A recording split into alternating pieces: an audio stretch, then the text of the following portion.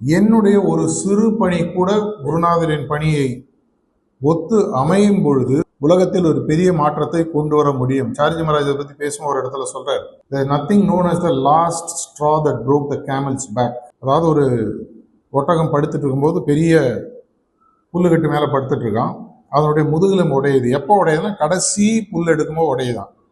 அவர் சொன்னார், கடைசி புல் எடுக்கும்போது உடையல, அது முடிவு. முதல் புல் எடுக்கும்போது உடைய ஆரம்பிச்சிருச்சு. இந்த புல்லுக்கட்டில் இருக்க முதல் புல் ஒருத்தன் உருவும் போது அது மெதுவாக இறங்குது, அதுக்கு தெரியல.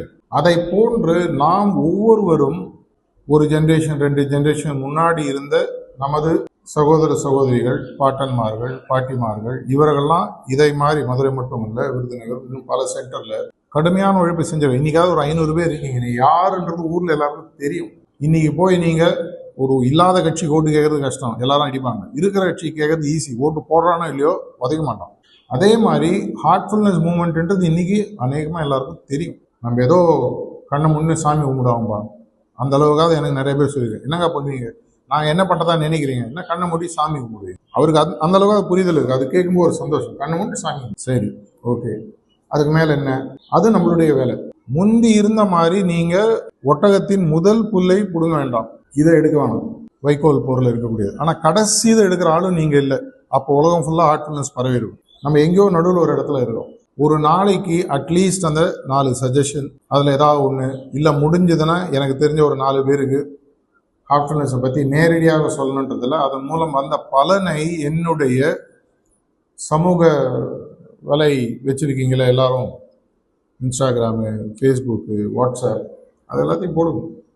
எப்போ நான் டெய்லி மினிமம் 4 தடவை போடுறேன். நிறைய பேர் கேட்குறாங்க, சில பேர் ப்ராக்டிஸ் பண்ணுறாங்க, நிறைய பேர் மெசேஜ் போய் சேருது. இந்த மாதிரி நாட்கள் செலிப்ரேஷன் அப்பார்ட், இது நம்மளுடைய வேர்கள் எங்கிருந்து வந்தன, இந்த வேர்கள் எவ்வளவு தூரம் பாய்கின்றன.